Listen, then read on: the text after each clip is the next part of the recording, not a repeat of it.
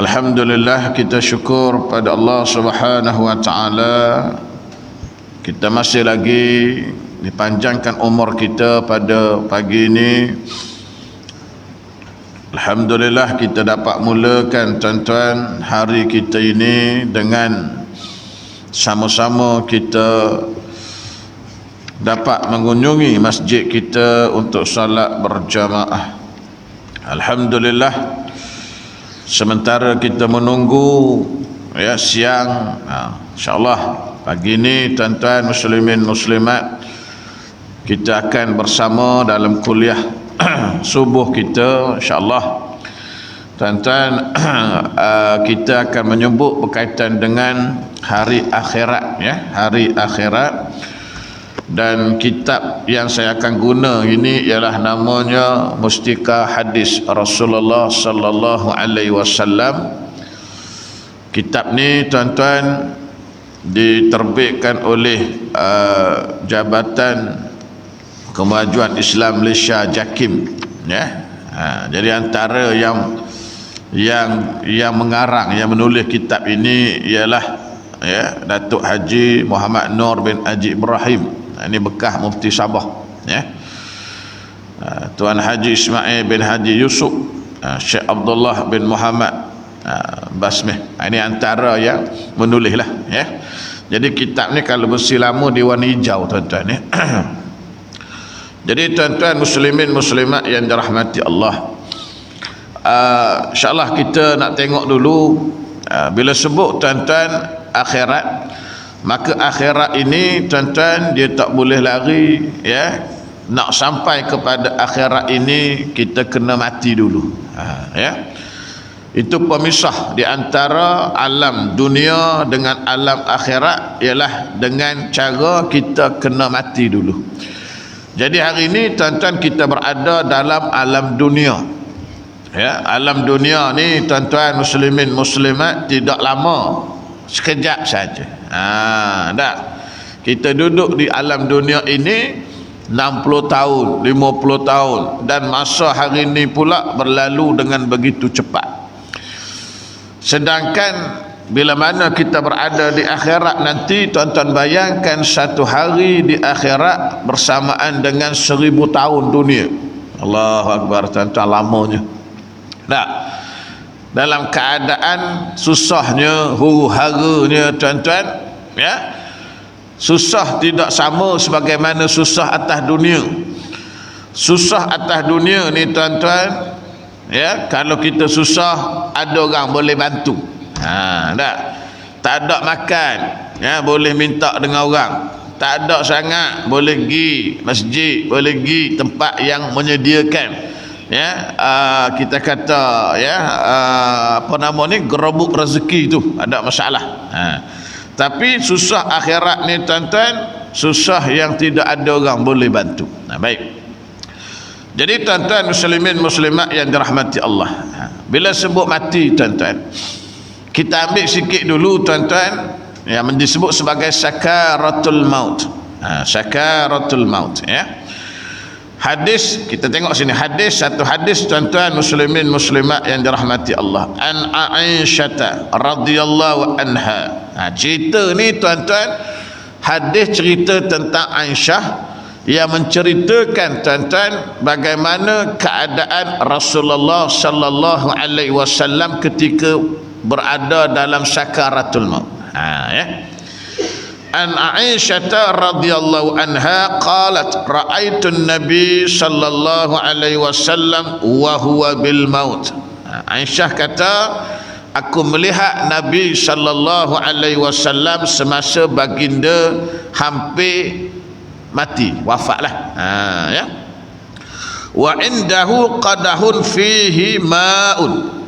Di sisi Rasulullah sallallahu alaihi wasallam ini, kata dia, ada satu bekah berisi dengan air. Wa huwa yadkhilu yadahu fil qadah. Nabi ni dia akan masukkan tangannya ke dalam bekah tadi, thumma yamsahu wajhahu. Kemudian dia ambil air tadi, disapunya ke mukanya. Allahu Akbar tuan-tuan, thumma yakul, dan Nabi pun sebut tuan-tuan muslimin muslimat, ya, doalah, Allahumma inni ala munkaratil maut au sakaratil maut.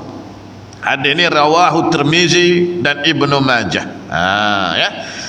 Jadi Nabi kata, ya Allah, Allahumma ya Allah, ya Tuhanku, berilah aku pertolongan, tolonglah aku ya Allah, ala munkaratil maut, terhadap penderitaan sakitnya mati, sakaratul maut au sakaratul maut, ataupun kata dia sakaratul maut. Maknanya apa tuan-tuan?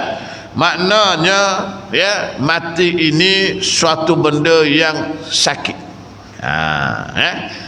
Jadi kita nak tanya siapa orang hak mati tak ada hidup balik, ayah juga tu.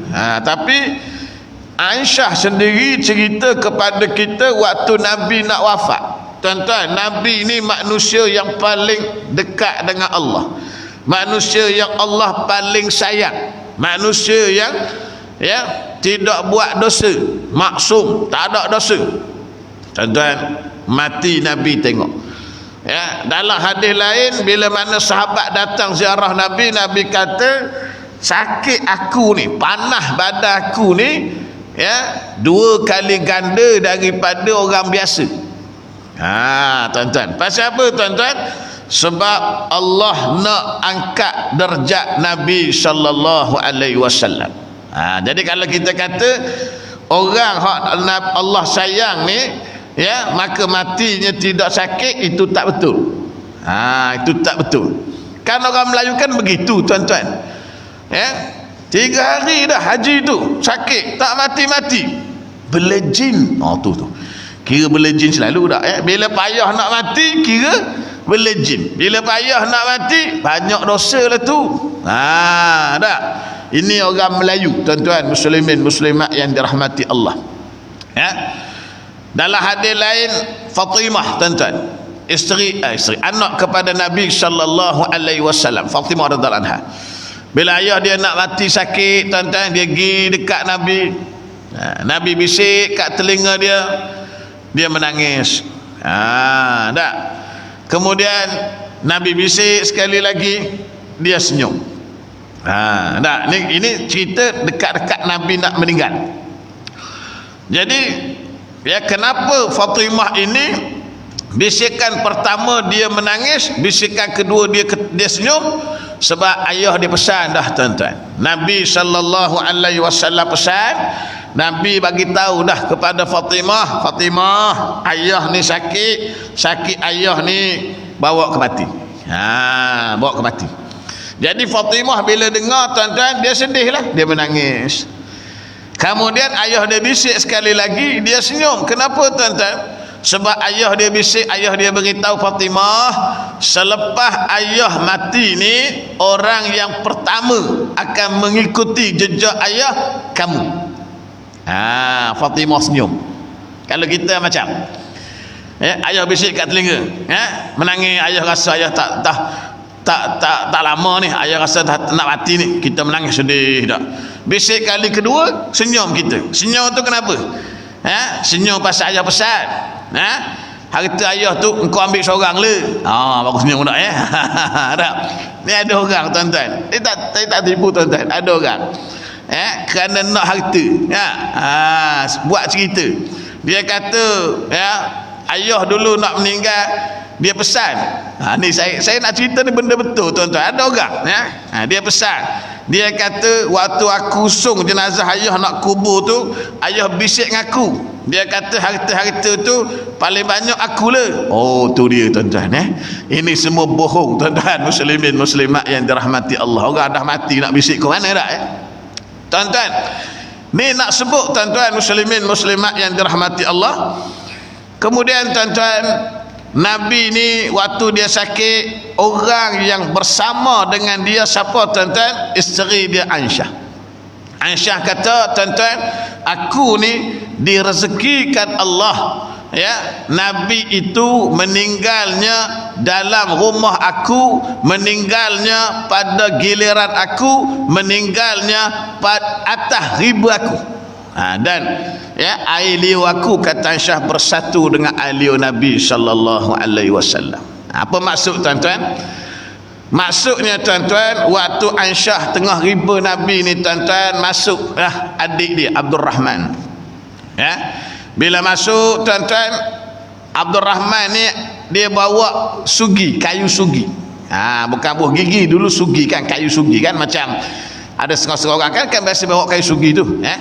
Nabi sallallahu alaihi wasallam bila tengok kayu sugi, Nabi duk pandang kat kayu sugi tu, yang menyebabkan Aisyah ni faham bahawa Nabi ni nak bersugi. Ni antara sunnah Nabi yang Nabi jarang tinggal tuan-tuan. Sebab tu kita kan setengah-setengah orang dia amal bawa kayu sugi, sunnah Nabi tu tuan-tuan, ya. Dah. Jadi tuan-tuan, Aisyah faham bahawa Nabi ni nak bersugi. Jadi Nabi pun minta kayu sugi tadi. Kemudian bila Aisyah nak sugi gigi Nabi ni tuan-tuan, kayu tu belum guna, keras. Maka Aisyah gigit nak pelembutkan. Kayu sugi tuan-tuan biasa tak tengok kayu sugi. Kalau kita beli kayu sugi tu asal, dia keras tu, dia kena lembut dulu. Nak kena jadikan jadi dia lembut lah. Dia gigit dulu. Bila gigit tu Aisyah pun barulah sugi Rasulullah sallallahu alaihi wasallam. Itulah maknanya air liur aku kata Aisyah bersatu dengan air liur Rasulullah sallallahu alaihi wasallam. Jadi tuan-tuan, dan perkataan terakhir yang keluar daripada mulut Rasulullah sallallahu alaihi wasallam ini tuan-tuan, yang apa nak kata, yang sahih lah. Sebab kadang-kadang banyak cerita-cerita tak betul, ya. Ada cerita hak kata bila Nabi nak mati ni Nabi sebut ummati ni tak betul ni tuan-tuan. Ummati yang Nabi sebut ini tuan-tuan, bukan waktu Nabi nak wafat. Ini waktu Rasulullah sallallahu alaihi wasallam berada di padang mahsyar. Allah kurniakan kepada Nabi satu syafaat yang disebut sebagai syafaatul uzma, syafaat besar, agung, ya. Manusia akan cari orang nak selesai masalah waktu itu, ya. Pergi cari Nabi Adam. Kita pakat-pakat cari Nabi Adam kerana Nabi Adam ni Abul Bashar, bapa manusia. Mungkin Nabi Adam boleh tolong, ya. Sampai kat Nabi Adam tak boleh nak tolong. Hari ni Nabi Adam kata nafsi izhab ila Nuh, kamu pergi cari Nabi Nuh, ya. Aku tak boleh tolong kan. Jadi tuan-tuan, nak bagi tahunya, nak sebutnya tuan-tuan, last kali, hadis itu panjang, last kali manusia akan cari Rasulullah, yang Nabi sebut analah, akulah orang ni yang akan selesaikan masalah kamu hari ini. Nabi sujud di bawah arasy. Allah ajar Nabi puji-pujian kepada Allah, lalu Allah suruh Nabi angkat kepala, maka Nabi sebut yang pertamanya ummati itu. Waktu bila? Nuh, padang mahsyar. Maknanya kalau Nabi lain sebut nafsi, Nabi Adam sebut nafsi, minta maaf hari ni diri aku dulu. Sebab apa? Sebab atas dulu aku pernah buat salah.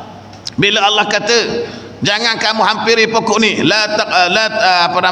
jangan kamu hampiri pokok ni dah, ya. Aku langgar arahan tu, ya.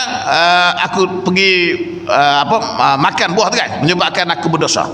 Pergi pula Nabi Nuh kata tak boleh tolong nafsi, sebab atas dunia dulu aku buat salah dengan cara aku pernah berdoa menyebabkan semua orang mati kena banjir.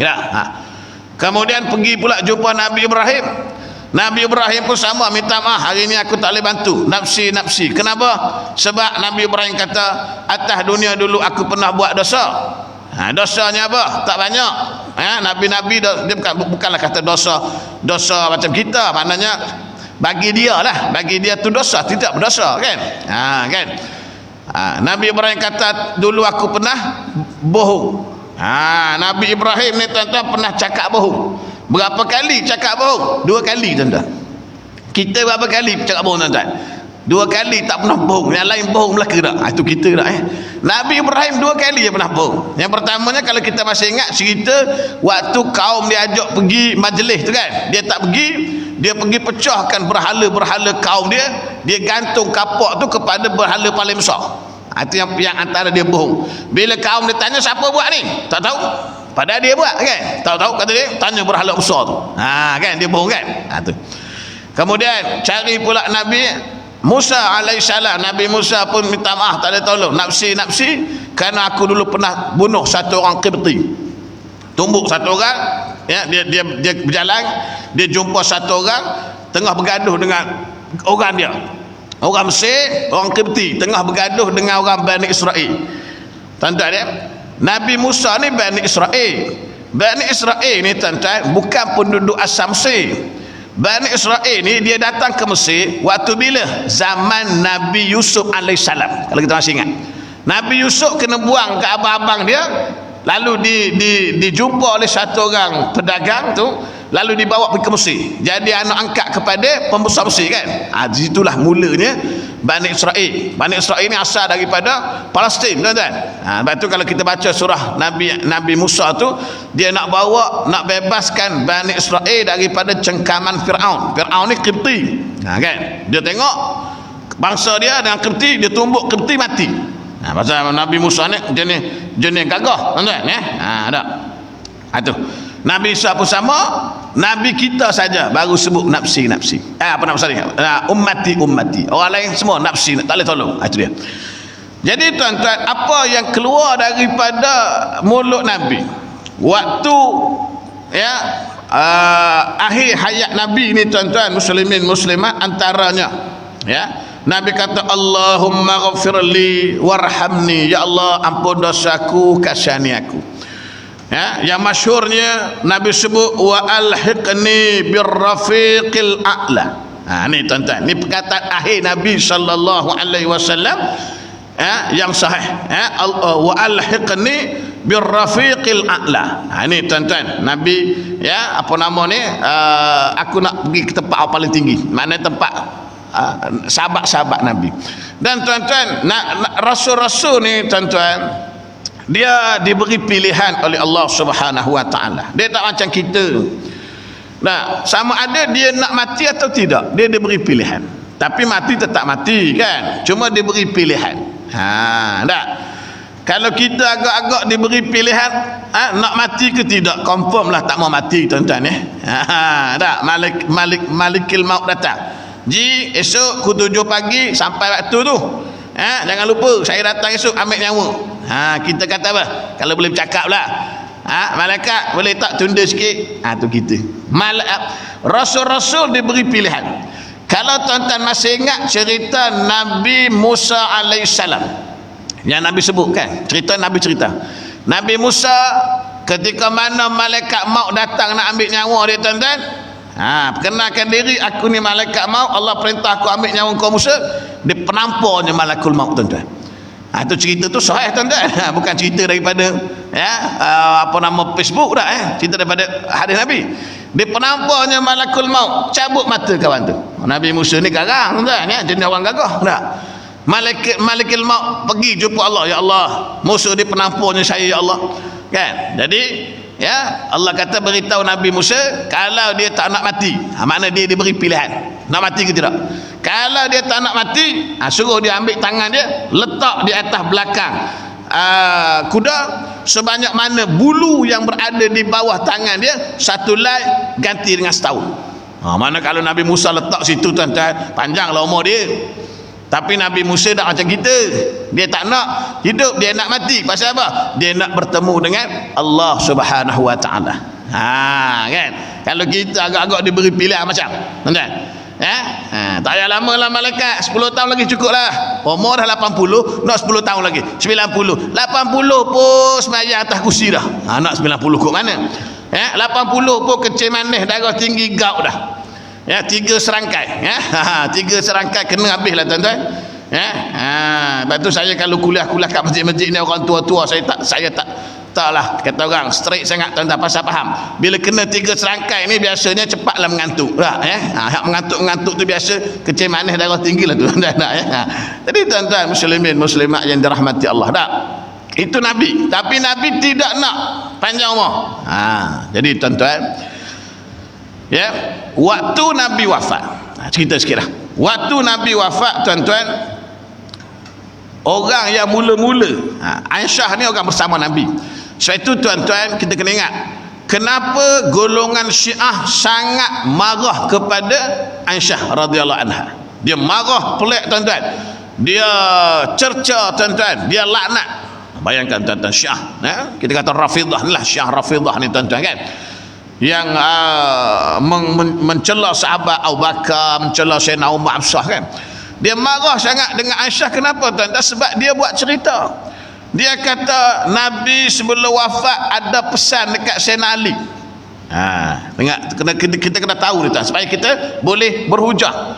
Macam mana Nabi boleh pesan Sayyidina Ali? Kerana orang yang berada bersama Nabi di akhir hayat Nabi ialah Aisyah radhiyallahu anha. Sebab tu dia kata Nabi pesan, lepas aku mati ni Sayyidina Ali ganti, tapi Abu Bakar ambil alih. Tu dia marah tu tuan-tuan. Ini Syiah tuan-tuan. Jadi tuan-tuan, tidak ada. Kalau adalah pesanan ini, wasiat ini tuan-tuan, sudah pasti orang yang paling tahu ialah Sayyidatina Aisyah radhiyallahu anha. Ingat tu tuan-tuan. Jadi tuan-tuan, Nabi wafat, Nabi angkat tangan, kemudian tangan Nabi jatuh. Wafat Nabi tuan-tuan. Sayyidina Abu Bakar ketika mana Rasulullah sallallahu alaihi wasallam wafat, dia tidak berada di rumah Nabi. Sayyidina Abu Bakar ni dia berada di rumah dia, ya, dia ada satu rumah di dekat dengan Masjid Quba. Masjid Quba dengan Madinah ni tak jauh tuan-tuan, dan Nabi biasanya setiap hari Sabtu Nabi akan pergi ke Masjid Quba. Sebab tu orang pergi Madinah, pergilah ke Quba tuan-tuan, sebab di situ banyak kelebihan yang Nabi sebut tentang Masjid Quba kan tuan-tuan. Lalu Abu Bakar dia ada satu rumah dekat Masjid Quba. Kenapa rumah di situ tuan-tuan? Sebab Rasulullah sallallahu alaihi wasallam ni ada satu rumah isterinya di situ. Seorang isteri Nabi yang namanya Maryah Qibtiyah. Kalau tuan-tuan masih ingat, Maryah Qibtiyah ni satu orang hamba, ya, yang telah dihadiahkan oleh Raja Mesir kepada Rasulullah sallallahu alaihi wasallam. Nabi merdeka, Nabi kahwin. Maryah Qibtiyah ni tuan-tuan, daripada dia ada satu orang anak namanya Ibrahim. Tu kena ingat, ya. Anak Nabi tu yang 7 orang tu, Ibrahim ni tuan-tuan daripada Maryah Qibtiyah, ya.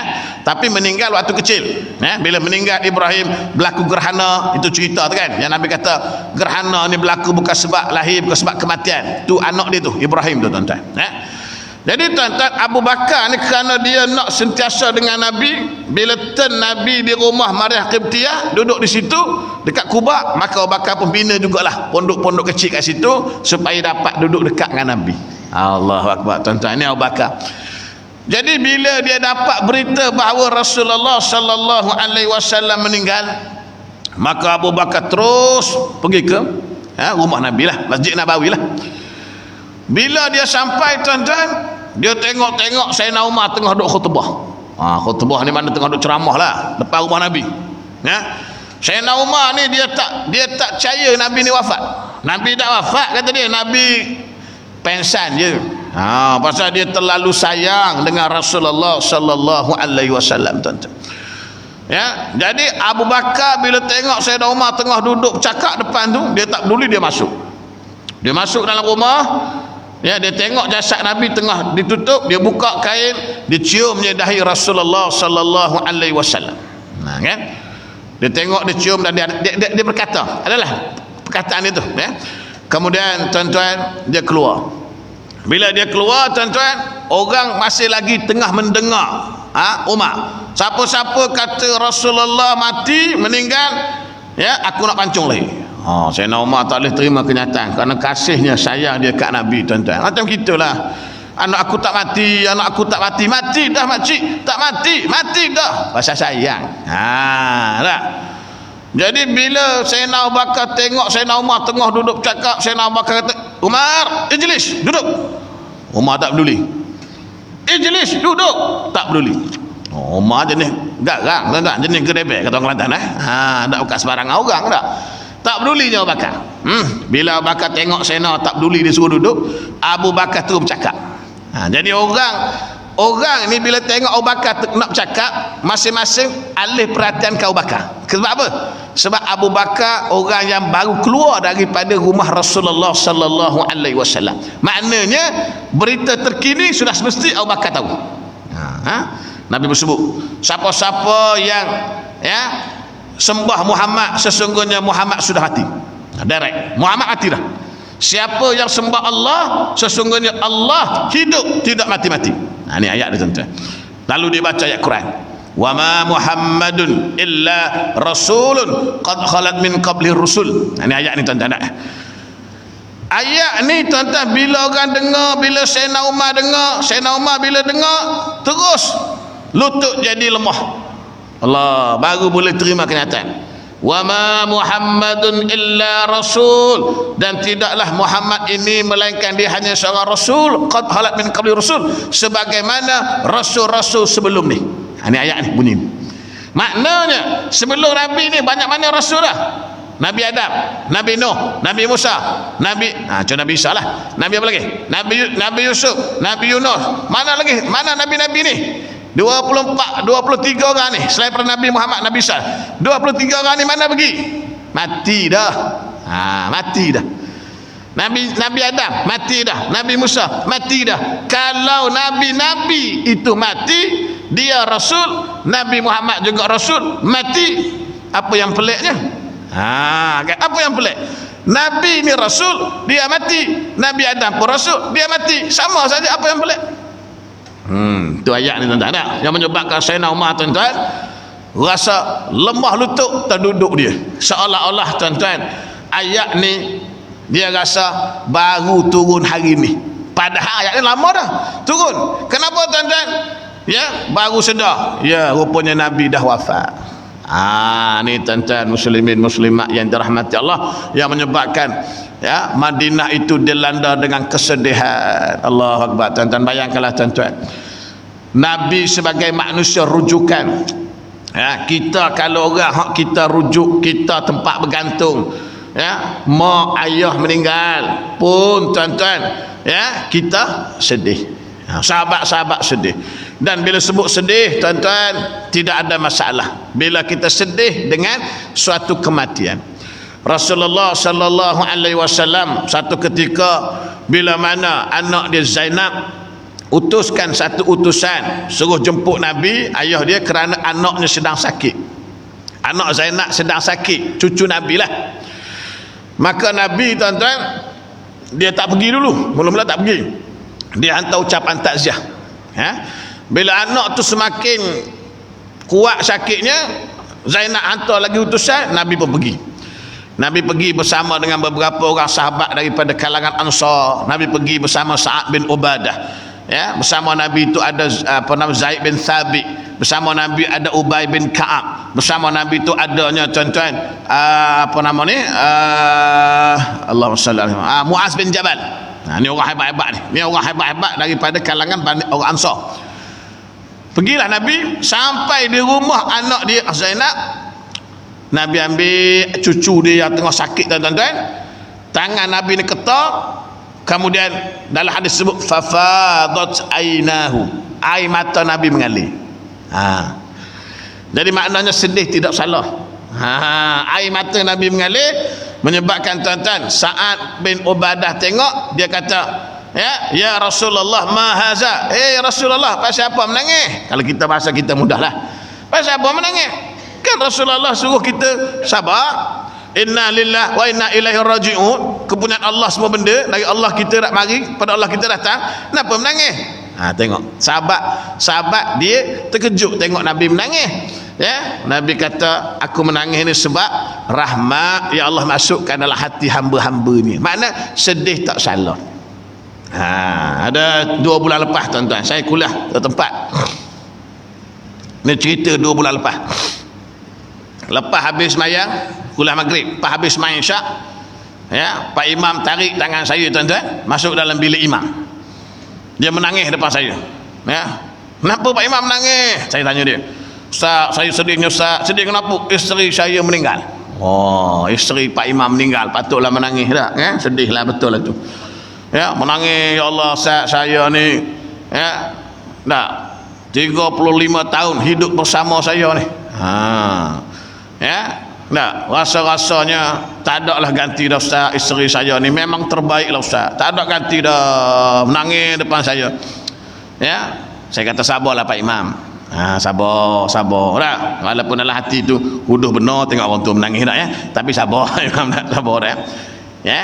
Menangis tak apa, biasa, sedih tak ada masalah. Yang tak boleh meraung, tak boleh. Yang tak boleh meratap ya.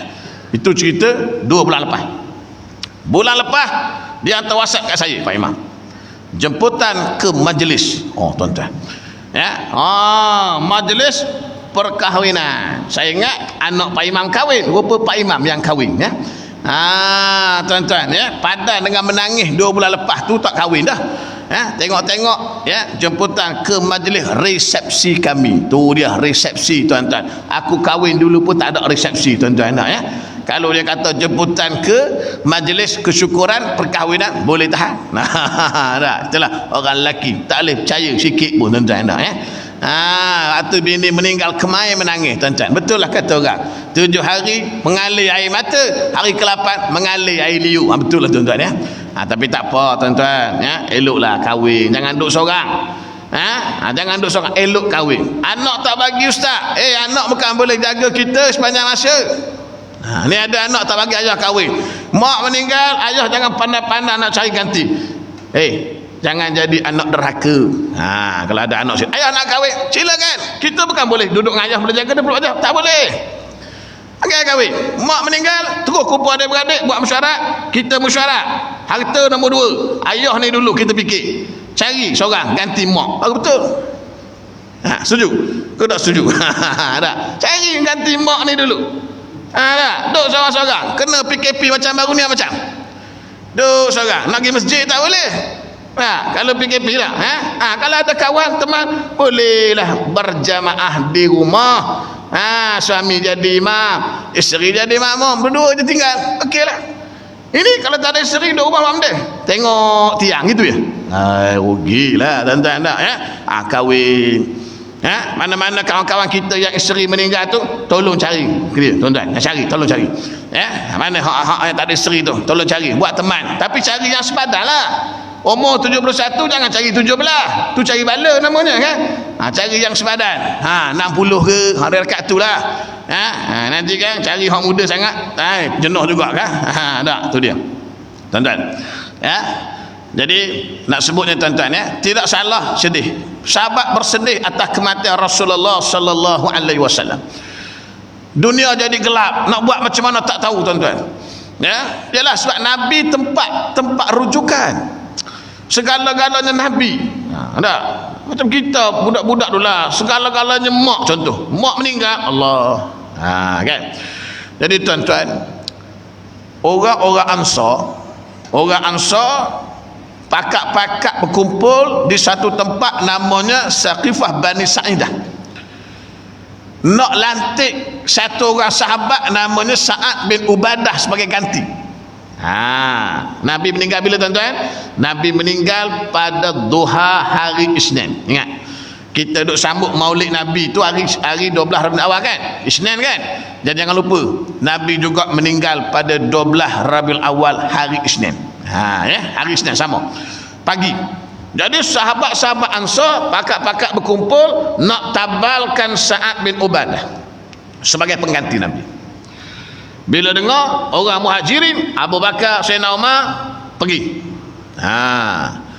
Pergi tuan-tuan sebab nak selesaikan siapa yang nak ganti jadi Nabi ni. Nabi dah wafat, Nabi ketua. Sebab itu tuan-tuan, bila Nabi wafat pada pagi Isnin, jenazah Nabi hanya dikebumikan pada hari Rabu. Itu kena ingat ya. Jenazah Nabi dikebumikan pada hari Rabu. Jangan pelik, ini Nabi bukan kita. Kita tak boleh, kita segera meninggal segerakan terus. Ini Nabi. Kenapa tuan-tuan dikebumikan hari Rabu? Senin, Selasa ni kenapa? Masalah apa? Masalahnya nak cari pengganti. Sebab itulah tuan-tuan, saya selalu sebut dalam Islam ni tuan-tuan, pemimpin sangat penting. Pemimpin sangat penting.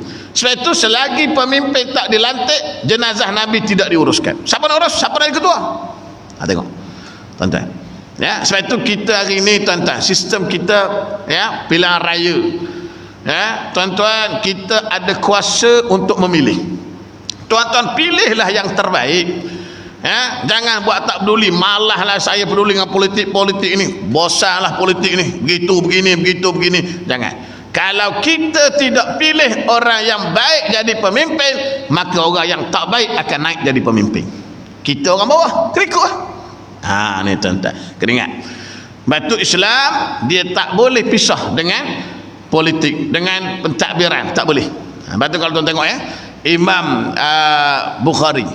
Imam Bukhari ini asal mana? Bukhara. Bukhara ni mana tuan-tuan? Belah-belah apa nama tu yang dulu negara ni dia jadi sebahagian daripada Soviet Union tau. Kenapa orang kafir yang memerintah tuan-tuan? Sebab apa? Sebab orang Islam tempat Imam Bukhari. Bayangkan imam hadis yang paling hebat. Kenapa tuan? Sebab orang Islam tak peduli dengan politik. Taklah. Malah aku nak campur. Biarlah siapa jadi pemimpin. Ni bahaya tuan-tuan. Jadi tuan-tuan ingat, Nabi dikebumikan pada hari Rabu. Selesai pelantikan maka baru dikebumi. Ya, cerita pelantikan Nabi kemudian Nabi ni panjanglah tuan-tuan ya. Macam mana Nabi disolat, tak apalah, saya tak panjang. Tapi nak sebut tuan-tuan, maknanya ya, itu sedikit sebanyak cerita bagaimana wafatnya Rasulullah sallallahu alaihi wasallam. Dan tuan-tuan tengok hadis ni ya. Tadi satu hadis nak sebut bahawa Nabi ni bila nak matinya tuan-tuan sakit. Sampai Nabi doa, Allahumma inni ala munkaratil maut. Ya Allah, ya, ringankanlah aku, tolonglah aku dalam berhadapan dengan kematian. Itu dia. Wa anha aidan qalat, dan daripada Aisyah juga katanya, ma aghbitu ahada bihauni maut ba'da alladhi ra'aitu min syiddati maut Rasulullah sallallahu alaihi wasallam. Hadis ini rawahu Tirmizi wa Nasa'i.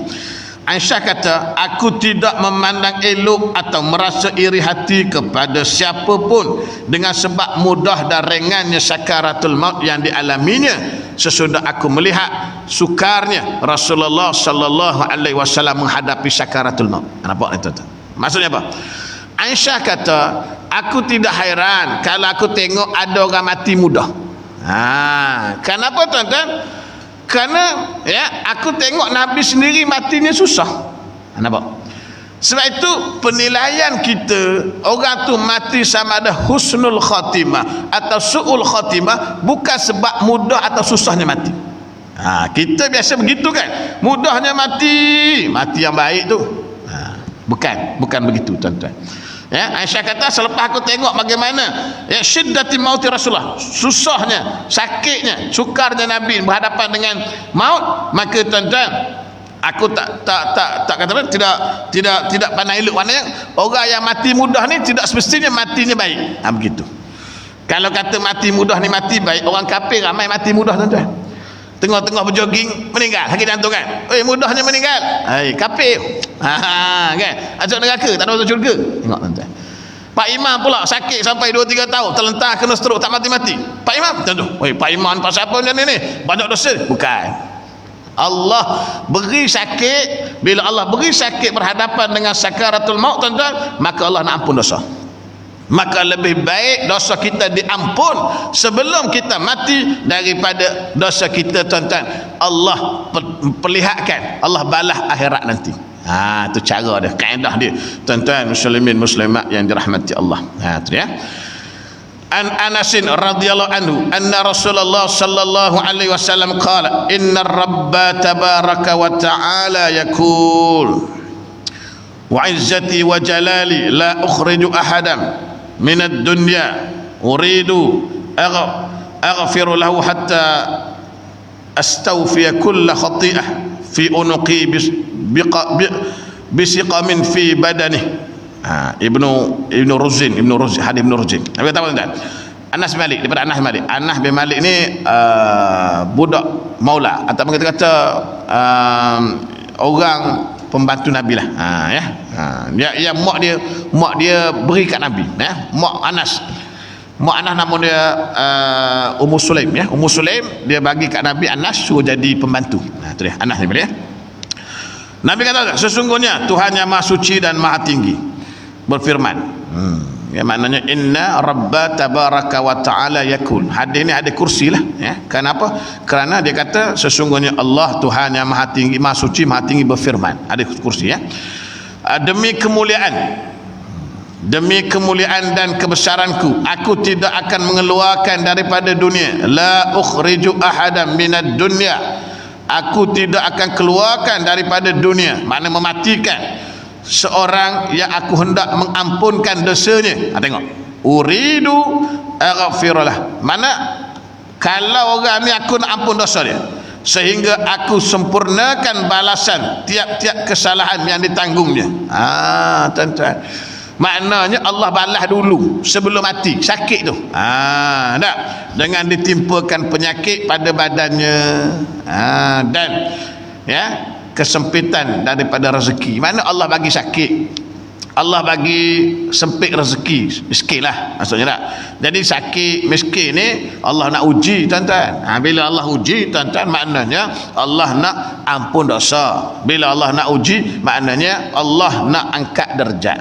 Sebab tu tuan-tuan, jangan sekali-kali kita kata begitu ya. Tengok orang mati payah, orang ni pula dosa dia ni payah benar mati, tak boleh ya. Tengok orang mati mudah kan, dia ni tak ada dosa kot, tak boleh tuan-tuan. Sama juga dengan kita mengatakan ya, orang ni ya syurga, orang ni neraka, tak boleh.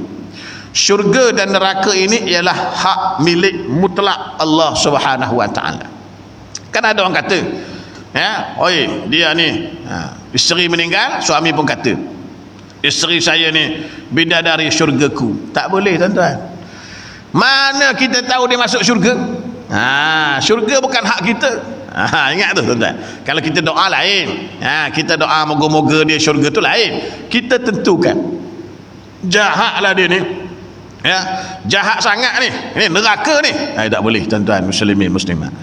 Sama, tak boleh tak. Sebab syurga neraka ini bukan hak kita tuan-tuan, ini hak Allah Subhanahu wa taala.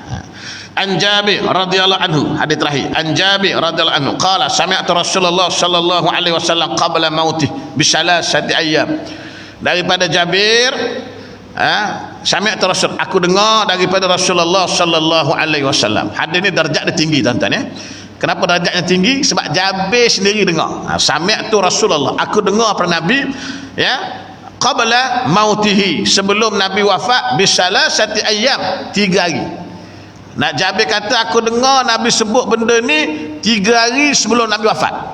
Jabir ni cerita, Jabir saya akan cerita ni. Jabir ni seorang sahabat ya. Nanti kita berkenalan, saya tak sempat lagi ni, nanti sebut.